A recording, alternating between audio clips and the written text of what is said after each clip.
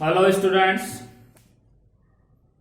एक बार फिर आप सभी का जीव विज्ञान की ऑनलाइन कक्षा में स्वागत है।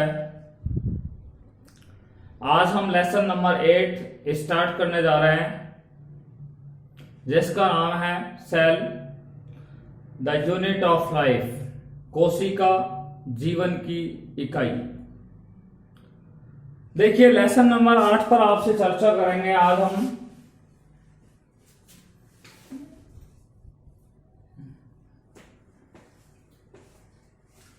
यहां पर बात करेंगे कि कोशिका क्या है, कोशिका के परिचय के बारे में आपसे बात करेंगे, ठीक है।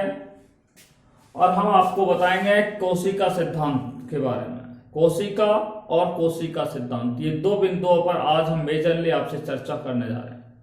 Dear student, today we are going to discuss about the introduction of cell and cell theory. Okay, lesson number 8, cell the unit of life, जीवन की इकाई, कोशिका जीवन की इकाई। डियर स्टूडेंट, आप अच्छी तरीके से जानते हो कि जीवों का शरीर कोशिकाओं से बना है।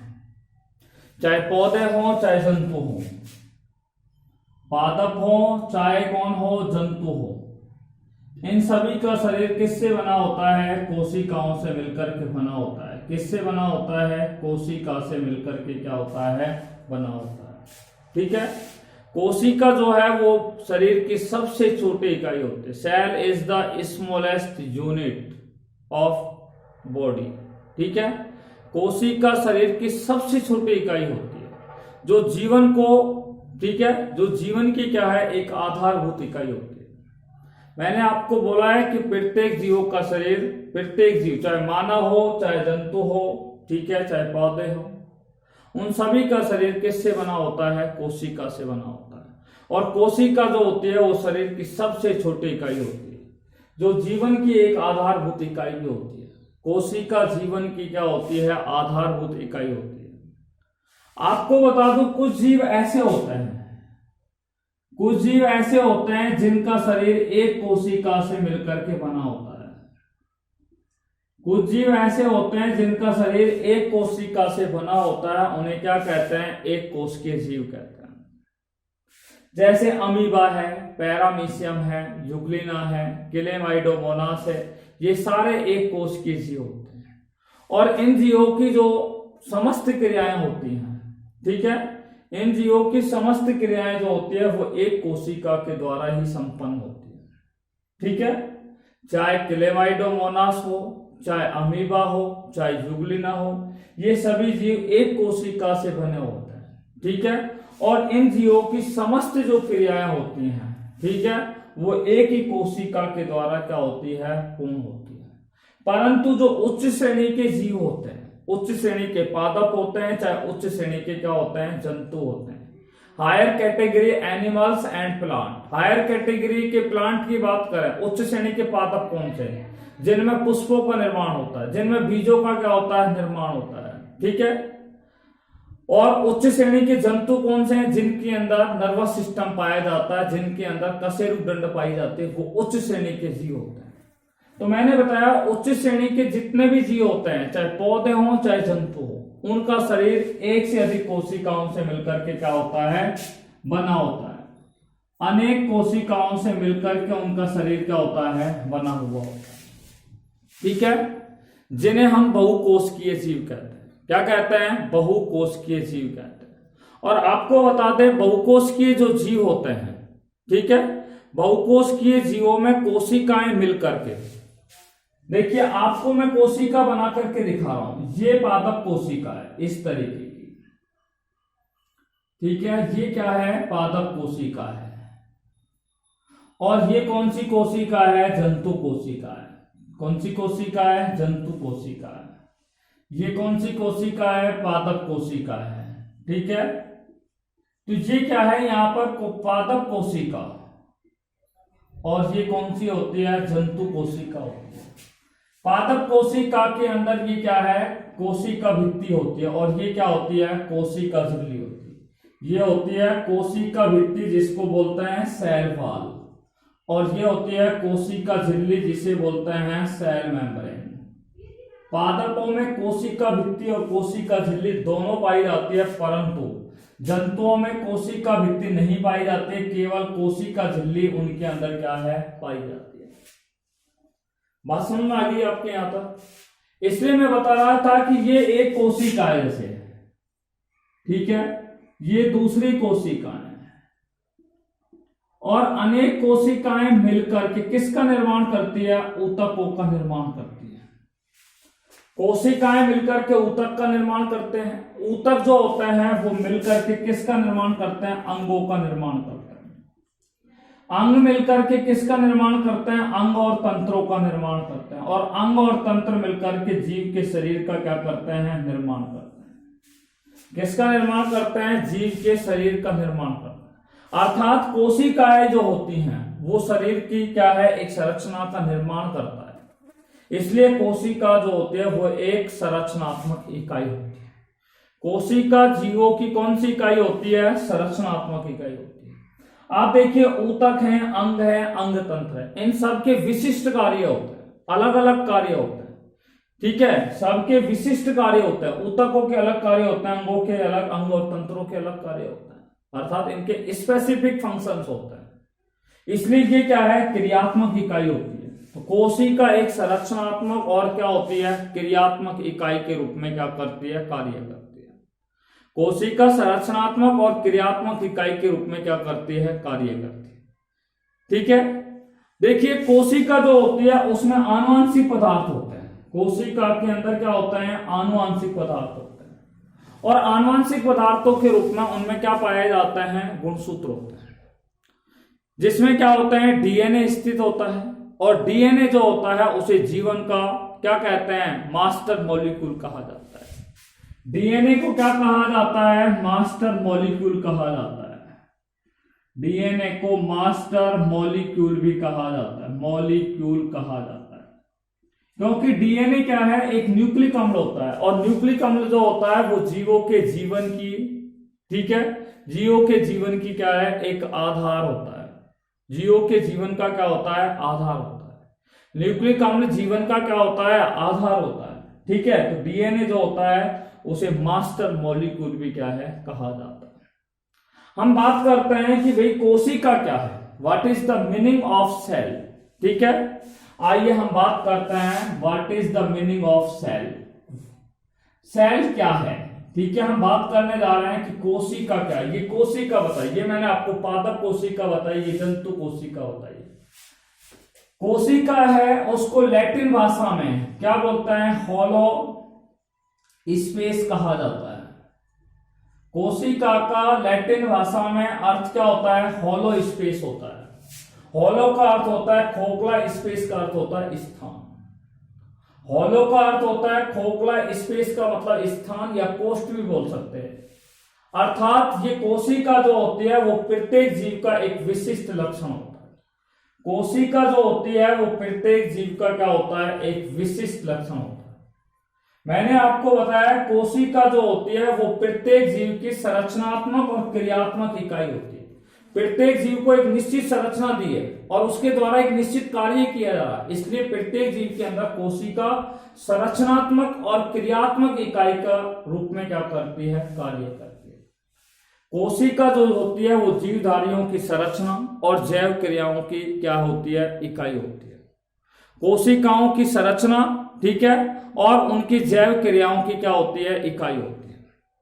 जो पारगम्य झिल्ली के द्वारा क्या होती है? घिरी हुई होती है। पारगम्य झिल्ली के द्वारा क्या होती है? घिरी हुई होती है। प्लाज्मा मेम्ब्रेन के द्वारा क्या होती है? घिरी हुई होती है। और इन कोशिकाओं में स्वतः जनन की क्या पाई जाती है? क्षमता पाई जाती है।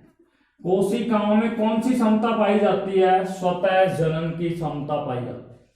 कोशिकाओं में स्वतः जनन का मतलब क्या है? कि ये कोशिका जो होती है वो कोशिका विभाजन करती है और अपने ही समान, मान लीजिए यहाँ पे समसूत्र विभाजन होता है तो दो कोशिकाओं का निर्माण होता है, और ये दोनों कोशिकाएं जो होंगी ये मातृ कोशिका कहलाएगी, पुत्री कोशिका कहलाएगी। पुत्री कोशिका और मातृ कोशिकाओं में गुणसूत्रों की संख्या समान होती है, इसलिए इस विभाजन को कौन सा कहते हैं? समसूत्र विभाजन। इसलिए मैंने बताया कोशिकाएं जो होते हैं उनमें स्वतः जनन की क्या पाई जाती है, क्षमता होती है।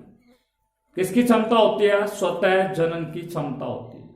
देखिए यहां पर हम इस चैप्टर के अंदर दो शब्दावलियां दी गई हैं, उन दो शब्दावलियों पर आपसे चर्चा करने जा रहे हैं। कौन कौन सी है वो दो शब्दावली, देखिए उन शब्दावलियों के बारे में आपसे बात करते हैं। पहली टर्म्स है जिसको बोलते हैं साइटोलॉजी। इसको साइटोलॉजी भी लिख सकते हैं या इसका एक दूसरा नाम है कोशिका विज्ञान। कोशिका विज्ञान। और दूसरी शब्दावली है जिसका नाम है सेल बायोलॉजी। कोशिका सेल बायोलॉजी। ठीक है, इन दो शब्दावलियों पर हम आपसे चर्चा करने जा रहे हैं। ठीक है, सबसे पहले देखो साइटोलॉजी। साइटोलॉजी दो शब्दों से मिलकर के बना है, साइटो प्लस लोगोस। साइटो का अर्थ होता है सेल, लोगोस का अर्थ होता है स्टडी। विज्ञान की वह शाखा जिसके अंतर्गत कोशिका का क्या किया जाता है, अध्ययन किया जाता है। Study about cell that is known as cytology. कोशिका, सेल का अर्थ हो गया कोशिका और स्टडी का अर्थ होता है अध्ययन करना। कोशिका का अध्ययन करना यानी कि विज्ञान की वह शाखा जिसमें कोशिका का क्या किया जाता है, अध्ययन किया जाता है, उसे क्या कहा जाता है, साइटोलॉजी कहा जाता है। या हम कह सकते हैं जीव विज्ञान की वह शाखा जिसके अंतर्गत कोशिका का अध्ययन किया जाता है उसे साइटोलॉजी कहा जाता है। देखिए सेल बायोलॉजी, सेल का अर्थ होता है कोशिका और बायोलॉजी का अर्थ है कि कोशिका के अंदर विभिन्न क्या पाया जाता है, ये कोशिका, इस कोशिका के अंदर विभिन्न कोशिकांग पाए जाते हैं। जैसे केंद्रक पाया जाता है, इनमें माइटोकॉन्ड्रिया पाया जाता है, इनमें लाइसोसोम पाया जाता है, इनमें अंतःप्रेरवी जालिकाएं पाई जाती है, गोल्जी काय पाया जाता है। ये सभी कोशिकांगों का भी अध्ययन किया जाए उसे क्या कहते हैं, सेल बायोलॉजी। परिभाषा क्या हुई, जिसमें कोशिका और कोशिका के अंगों का अध्ययन किया है, कोशिका के साथ साथ उनके अंगों का भी अध्ययन करें। कोशिका के साथ ये कोशिकांग होते हैं, इन कोशिकांगों का जो अध्ययन किया जाता है उसे सेल बायोलॉजी या कोशिका जीव विज्ञान कहा जाता है। देखिए दोनों शब्दावली समझ में आ गई, साइटोलॉजी एंड सेल बायोलॉजी। जिसमें कोशिका का अध्ययन किया जाए वो साइटोलॉजी, और जिसमें कोशिका के साथ कोशिका में उपस्थित जो कोशिकांग होते हैं उनका यदि अध्ययन किया जाए तो उसे क्या कहा जाता है, सेल बायोलॉजी कहा जाता है। देखिए दोनों टर्म्स हमने आपको बता दिए। अब हम बात करते हैं डिस्कवरी ऑफ सेल। कोशिका की खोज पर हम सबसे पहले आपसे चर्चा करने जा रहे हैं। ठीक है, देखिए डिस्कवरी ऑफ सेल, कोशिका की खोज। कोशिका की खोज, पहला हम आपको बता रहे हैं कोशिका की खोज के बारे में। एक वैज्ञानिक थे जिनका नाम था गैलीलियो। कौन थे, गैलीलियो। गैलीलियो नाम के वैज्ञानिक ने 1610 में, गैलीलियो नाम का एक वैज्ञानिक था जिसने 1610 में वास्तविक कोशिका का अध्ययन किया था। हम कह सकते हैं कोशिका का जो वास्तविक अध्ययन किया था वो गैलीलियो नाम के वैज्ञानिक ने किया। और किसके साथ किया, इन्होंने सिंपल माइक्रोस्कोप के द्वारा, साधारण सूक्ष्मदर्शी के द्वारा, साधारण सूक्ष्मदर्शी के द्वारा इन्होंने सबसे पहले किसको देखा, वास्तविक कोशिका को देखा। बात समझ में आ गई। मैंने पहले बता दिया है कि कोशिका का वास्तविक अध्ययन गैलीलियो नाम के वैज्ञानिक ने 1610 में किसके द्वारा किया, सरल सूक्ष्मदर्शी की सहायता से किया। ठीक है, उसके बाद मैं आपको बता दूं 1610 के बाद 1665 में एक वैज्ञानिक थे जिनका नाम था रॉबर्ट हुक।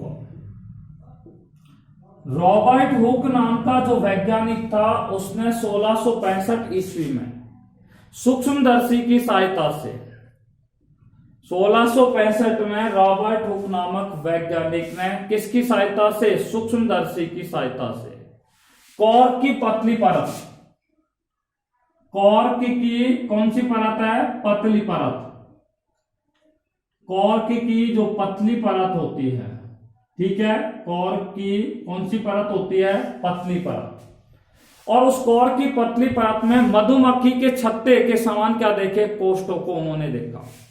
मधुमक्खी का जैसा छत्ता होता है उसके समान कोष्ठों को उन्होंने देखा। किसने देखा, कॉर्क की पतली परत के अंदर इस तरीके से क्या देखा उन्होंने, इस तरीके से कोष्ठों को देखा, ठीक है, इस तरीके से कोष्ठों को उन्होंने क्या है देखा, ठीक है। तो 1665 ईस्वी में रॉबर्ट हुक नामक वैज्ञानिक ने, कौन से वैज्ञानिक ने, रॉबर्ट हुक नामक वैज्ञानिक ने सूक्ष्मदर्शी की सहायता से कॉर्क की पतली परत, किसकी परत, कॉर्क की पतली परत में मधुमक्खी के समान छत्ता, मधुमक्खी के छत्ते के समान कोष्ठों को उन्होंने क्या है देखा, मधुमक्खी के छत्ते के समान कोष्ठों को उन्होंने देखा, जिन्हें रॉबर्ट हुक नाम के वैज्ञानिक ने इन कोष्ठों को रॉबर्ट हुक नाम के वैज्ञानिक ने क्या नाम दिया, सेलुला नाम दिया, और सेलुला को बाद में क्या नाम दिया गया, सेल नाम दिया गया। और सेल का अर्थ क्या होता है, कोशिका होती है, अर्थात कोशिका की खोज का श्रेय सबसे पहले 1665 में रॉबर्ट हुक को जाता है। आपसे पूछा जाए कि कोशिका की खोज किसने की, रॉबर्ट हुक नाम के वैज्ञानिक ने की। इन्होंने 1665 में कॉर्क की पतली परत, ठीक है, कॉर्क की जो पतली परत होती है उनको सूक्ष्मदर्शी की सहायता से इन्होंने क्या है देखा, और देखने के बाद इन्होंने बताया कि ये कॉर्क की पतली परत को जब सूक्ष्मदर्शी से देखा गया तो यहाँ पे मधुमक्खी के जो कोष्ठ होते हैं, मधुमक्खी के छत्ते के अंदर जो कोष्ठ होते हैं उन कोष्ठ के समान संरचनाओं को देखा, जिन्हें रॉबर्ट हुक ने क्या नाम दिया, सेलुला नाम दिया। क्या नाम दिया, सेलुला नाम दिया, ठीक है, सेलुला को बाद में क्या कहा गया, सेल नाम दिया गया। उसके बाद तीसरी डिस्कवरी पे बात कर रहे हैं। आपको एक खास बात और बता दें, रॉबर्ट हुक ने, तीसरी बात सुनिए, रॉबर्ट हुक ने जो खोज की थी कोशिका की, ठीक है, वो उन्होंने सर्वप्रथम मृत कोशिकाओं को, ठीक है, मृत कोशिकाओं की केवल कोशिका भित्ति को ही उन्होंने देखा था। सर्वप्रथम रॉबर्ट हुक ने मृत कोशिकाओं की कोशिका भित्ति को ही देखा था। किसको देखा था, मृत कोशिका की कोशिका भित्ति को देखा था, ये ध्यान रखना। और 1674 ईस्वी के अंदर एंटवन लीवनहॉक नाम के एक वैज्ञानिक थे, एंटवन लीवनहॉक नामक वैज्ञानिक ने सर्वप्रथम स्वनिर्मित सूक्ष्मदर्शी की सहायता से, एंटवन लीवनहॉक ने 1674 में स्वनिर्मित सूक्ष्मदर्शी की सहायता से जीवित कोशिकाओं को सर्वप्रथम देखा। जीवित कोशिकाओं को देखने वाला व्यक्ति कौन था, एंटवन लीवनहॉक था। इन्होंने जीवाणु की कोशिकाओं को देखा, इन्होंने मानव के शुक्राणु को देखा, मानव के शुक्राणु की संरचना को देखा या शुक्राणु की कोशिकाओं को देखा। इन्होंने प्रोटोजोआओं को देखा। किसको देखा, प्रोटोजोआओं को देखा। इन्होंने अंड कोशिका को देखा। कौन सी कोशिका को देखा इन्होंने, अंड कोशिका को देखा। जीवाणु है, मानव के शुक्राणु है, प्रोटोजोआ है और अंड कोशिका है, इन सभी को क्या है इन्होंने देखा। साथ में इन्होंने लाल रुधिर कणिकाओं की संरचना को भी इन्होंने देखा।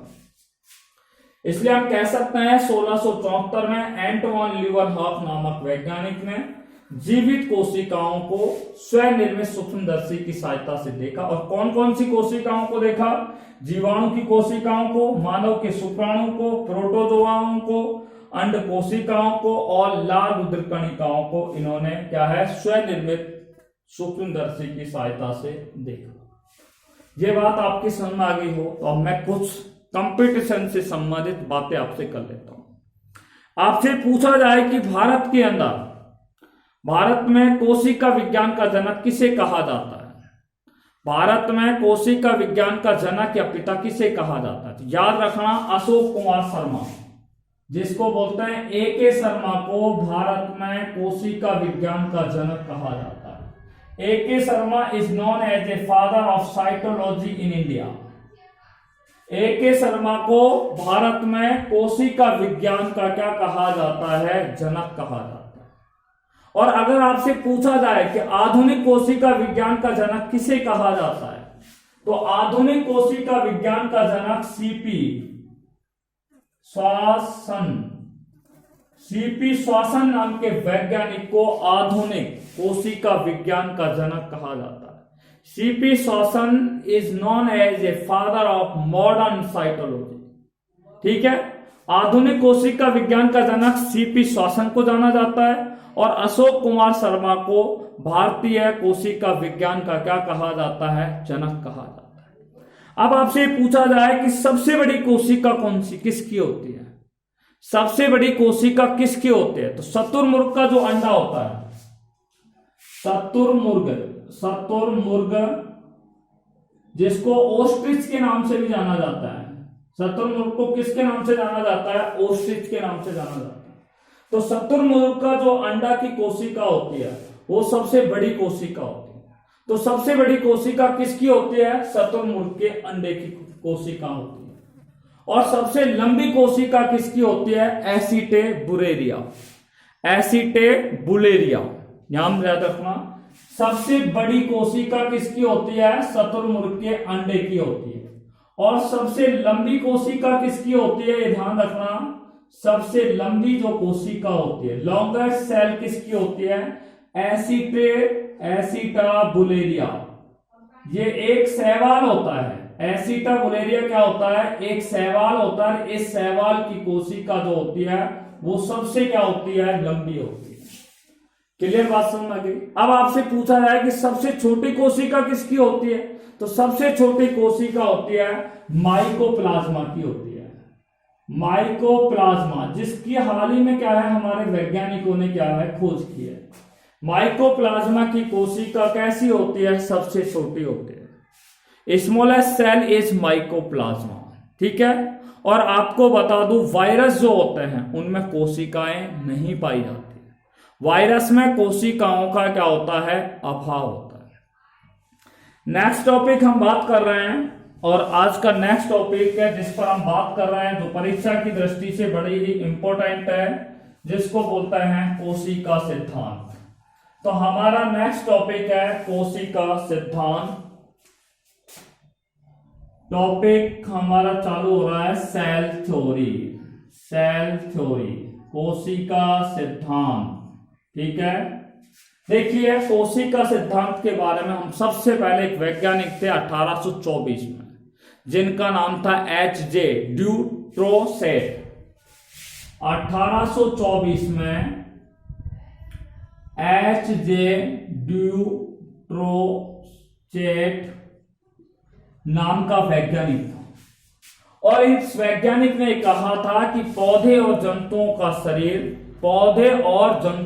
शरीर किससे बना होता है, कोशिकाओं से बना होता है। पौधों का और जंतुओं का, पौधे और जंतुओं का जो शरीर होता है वो किससे बना होता है, कोशिकाओं से बना होता है। ऐसा H.J. ड्यूट्रोसेट नाम के वैज्ञानिक ने कहा। उसके बाद एक जर्मनी का वैज्ञानिक था जिन्होंने 1838 में, जर्मनी के वैज्ञानिक ने 1838 में, जिसका नाम था M.I. सिलाइडेन। ये एक वनस्पति वैज्ञानिक था। कौन सा वैज्ञानिक था, वनस्पति वैज्ञानिक था, बॉटनिस्ट था। और दूसरा वैज्ञानिक 1839 में, जिसका नाम था टी स्वान। ये वैज्ञानिक था जो जंतु वैज्ञानिक था, जूलॉजिस्ट था। टी स्वान नाम का एक वैज्ञानिक था। ठीक है, 1838 और 1839 में M.I. सिलाइडेन और टी स्वान नामक वैज्ञानिक ने कोशिका सिद्धांत दिया। आपसे पूछा जाए कि कोशिका सिद्धांत का प्रतिपादन किसने किया, who is the founder of cell theory, तो कोशिका सिद्धांत का प्रतिपादन M.I. सिलाइडेन और टी स्वान नामक वैज्ञानिक के द्वारा किया गया। क्लियर बात समझ आ गई। अब मैं आपको इन दोनों वैज्ञानिकों के द्वारा दिया गया कोशिका सिद्धांत उनके बिंदुओं पर आपसे बात कर रहा हूं। देखो, ये बहुत सारे वैज्ञानिकों ने कहा है कि कोशिका जो होती है वो जीवों की संरचनात्मक और क्रियात्मक इकाई के रूप में क्या करती है, कार्य करती है। Cell is the structural and functional unit of living organism. कोशिका क्या है, जीवों की संरचनात्मक और क्रियात्मक इकाई के रूप में क्या करती है, कार्य करती है।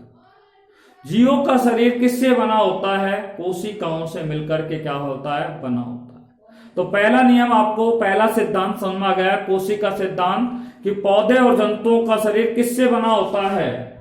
देखिए, पौधों का और जंतुओं का शरीर, ठीक है, plant and animal cells body, animals body किससे बनी होती है, कोशिका से बनी होती है। और कोशिका जो होती है वो कैसी होती है, स्ट्रक्चरल और फंक्शनल यूनिट के रूप में क्या करती है, कार्य करती है। कोशिका संरचनात्मक और क्रियात्मक इकाई होती है। कोशिका कैसी इकाई होती है, संरचनात्मक और क्रियात्मक इकाई होती है। ये पहला सिद्धांत आपके समझ में आ गया होगा, ठीक है। देखिए, दूसरा मैं बता रहा हूं, उच्च श्रेणी के जो जीव होते हैं, कौन से जीव होते हैं, उच्च श्रेणी के जीव होते हैं, उसमें प्रत्येक कोशिका जो होती है वो स्वतंत्र रूप से क्या करती है, कार्य करती है। उच्च श्रेणी के जो जीव होते हैं, उच्च श्रेणी के जीवों में जो कोशिका होती है, उच्च श्रेणी के जीवों में जो कोशिका होती है, ठीक है, प्रत्येक कोशिका की बात कर रहा हूं, उच्च श्रेणी में उपस्थित जो कोशिका होती है, अर्थात उच्च जीवों में जो प्रत्येक कोशिका होती है वो स्वतंत्र रूप से क्या करती है, कार्य करती है। प्रत्येक कोशिका कैसे कार्य करती है, स्वतंत्र रूप से कार्य करती है, ठीक है। ये दूसरा सिद्धांत दिया गया। तीसरा मैं आपको बता दूं, यहां पे एक वैज्ञानिक थे रुडोल्फ विर्चो, और रुडोल्फ विर्चो नाम के वैज्ञानिक ने 1855 में यह कहा था कि पुरानी कोशिकाओं से नई कोशिकाओं का निर्माण होता है, या पूर्ववर्ती कोशिकाओं से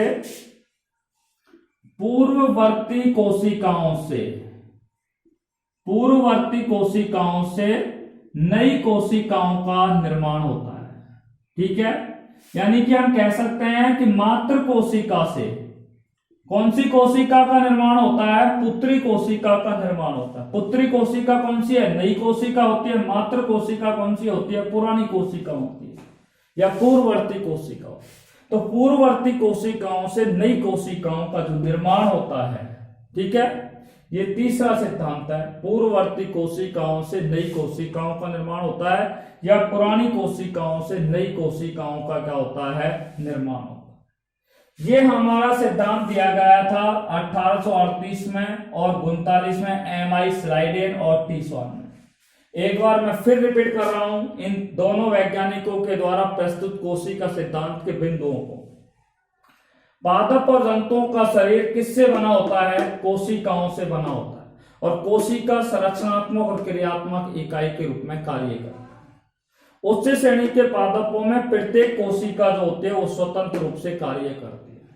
तीसरा मैंने आपको बताया, पूर्ववर्ती कोशिकाओं से नई कोशिकाओं का निर्माण होता है, अर्थात मातृ कोशिकाओं से पुत्री कोशिकाओं का क्या होता है, निर्माण होता है। अब हम बात कर रहे हैं आधुनिक कोशिका सिद्धांत पर, आपसे बात करने जा रहे हैं। आधुनिक कोशिका सिद्धांत किसने दिया, देखिए हम बात करने जा रहे हैं आधुनिक कोशिका सिद्धांत। आधुनिक कोशिका सिद्धांत। नेक्स्ट टॉपिक है हमारा modern cell theory. Modern cell theory, आधुनिक कोशिका सिद्धांत। देखिए, आधुनिक कोशिका सिद्धांत 1824 में, सॉरी 46 के अंदर, 1846 में एक वैज्ञानिक थे नेगेली। क्या नाम था वैज्ञानिक का, नाम नेगेली। 1855 में एक वैज्ञानिक थे जिनका नाम था रुडोल्फ विर्चो। तीसरे वैज्ञानिक थे जिनका नाम था पुरकिंजे। ठीक है, नेगेली, रुडोल्फ विर्चो, पुरकिंजे और इनके कुछ साथी थे। इन्होंने मिलकर के आधुनिक कोशिका सिद्धांत दिया। आपसे पूछा जाए कि आधुनिक कोशिका सिद्धांत किसने दिया, तो नेगेली, रुडोल्फ विर्चो और पुरकिंजे नाम के वैज्ञानिक ने कौन सा सिद्धांत दिया था, आधुनिक कोशिका सिद्धांत दिया। अब इस सिद्धांत के मुख्य बिंदुओं पर हम बात कर रहे हैं। पहला सिद्धांत है कि कोशिका जो होती है, ठीक है, cell is the structure and functional unit. कोशिका एक संरचनात्मक और क्रियात्मक इकाई के रूप में कार्य करती है। कोशिका क्या होती है? संरचनात्मक और क्रियात्मक इकाई होती है। Cell is the structure and functional unit. कोशिका संरचनात्मक और क्रियात्मक इकाई होती है, ठीक है। दूसरा बिंदु, ये कई बार हम बता चुके हैं, दूसरा बिंदु है कि कोशिका जो होती है वो उपापचयी क्रियाओं की क्या होती है? इकाई होती है। कोशिका उपापचयी क्रियाओं की क्या होती है? इकाई होती है। Cell is the unit of metabolic activities. पहला मैंने बताया कि कोशिका कैसी इकाई होती है? Cell is the structural and functional unit, ठीक है। दूसरा मैंने बताया cell is the unit of metabolic activity. Cell is the unit of metabolic activities. Metabolic activities, कोशिका जो होती है वो उपापचयी क्रियाओं की क्या होती है? इकाई होती है। किसकी इकाई होती है? उपापचयी क्रियाओं की क्या होती है? इकाई होती है। नेक्स्ट मैंने बताया पूर्ववर्ती कोशिकाओं से, प्री एग्जिस्टिंग सेल के, ठीक है। पूर्ववर्ती कोशिकाओं के विभाजन से नई कोशिकाओं का निर्माण होता है। पूर्ववर्ती कोशिकाओं के विभाजन से कौन सी कोशिकाओं का निर्माण होता है? नई कोशिकाओं का निर्माण होता है। और सबसे अंत में मैंने बताया कि कोशिका जो होती है वो एक आनुवांशिक इकाई के रूप में भी कार्य करती है। Cell is the hereditical unit. एक बार फिर हम आधुनिक सिद्धांत के बिंदुओं पर बात कर रहे हैं। पहला सिद्धांत हो गया कोशिका एक संरचनात्मक और क्रियात्मक इकाई होती है। कोशिका उपापचयी क्रियाओं की क्या होती है? इकाई होती है। कोशिका जो है वो पूर्ववर्ती कोशिकाओं के विभाजन से, पूर्ववर्ती कोशिकाओं के विभाजन से नई कोशिकाओं का क्या होता है? निर्माण होता है। और सबसे अंत में मैंने बताया कि कोशिका जो होती है वो आनुवांशिक इकाई होती है। Cell is the hereditical unit. कोशिका क्या होती है? एक आनुवांशिक की इकाई होती है, क्योंकि कोशिका के अंदर आनुवांशिक पदार्थ क्या है? केंद्रक के अंदर क्या है? पाए जाते हैं, ठीक है। इसी के साथ हमारी सेल थ्योरी समाप्त हुई। कल हम सेल थ्योरी के एक्सेप्शंस पर बात करेंगे, अपवादों पर चर्चा करेंगे, सेल की शेप और साइज पर बात करेंगे, आकार आकृति पर बात करेंगे। Till then take care bye corona, be safe and be happy. Thanks very much.